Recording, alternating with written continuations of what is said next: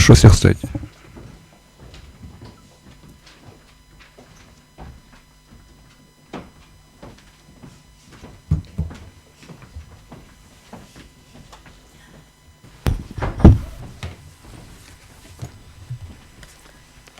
Провозглашается резолютивная часть решения.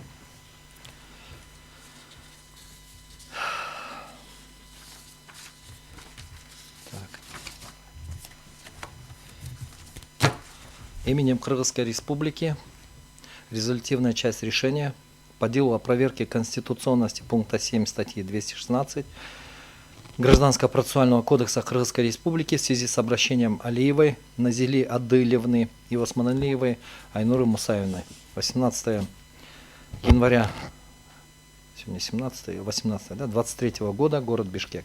Конституционный суд в составе председательствующего Сконбаева, судьи Айдарбековой, Бабукеева, Дюшеева, Джолдошевой, Джумабаева, Касмалиева, Кадырбаева, Шаршиналиева, пресс-секретаря Аблакимовой, с участием обращающейся стороны Алиевой Назиля Адылевны, Османалиевой Айнуры Мусаевны, сторона ответчика Бухашева Мирлана Абылбековича, Орузбеку Лу Махсата, представители Джоурка Кенеша по доверенности, третьих лиц Ишикеева Гульзады Назаркуловны, заместителя заведующего отделом правового обеспечения администрации президента, представляющий интересы президента и кабинета министров в Конституционном суде по доверенности, Сапьяновой Маргариты Насаркановны, представителя Верховного суда Кыргызской Республики по доверенности, Тургамбаевой Айнуры Кимсанбаевны, представителя Министерства юстиции Кыргызской Республики по доверенности, руководствуясь частями 1 и 2 статьи 97 Конституции, статьями 4, 17, 40, 45 Конституционного закона о Конституционном суде Кыргызской Республики, рассмотрел в открытом судебном заседании дело о проверке конституционности пункта 7 статьи 216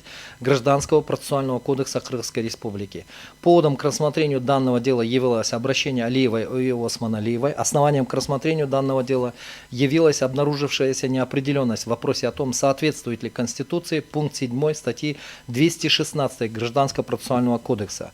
Заслушав информацию судьи докладчика Бабукеевой, проводившей подготовку дела к судебному заседанию, обсудив доводы сторон, выслушав объяснения третьих лиц и исследовав материалы дела, а также руководствуясь пунктом 2 части 2, частью 4 статьи 97 Конституции, статьями 48, 49, 52 и 53 Конституционного закона о Конституционном суде Кыргызской Республики, Конституционный суд решил: первое. Пункт 7 статьи 216 Гражданского процессуального кодекса Кыргызской Республики признать противоречащим частям 1, 2 статьи 6, части 1 статьи 61, части 1 статьи 95, части 3 статьи 97, статье 102 Конституции Кыргызской Республики.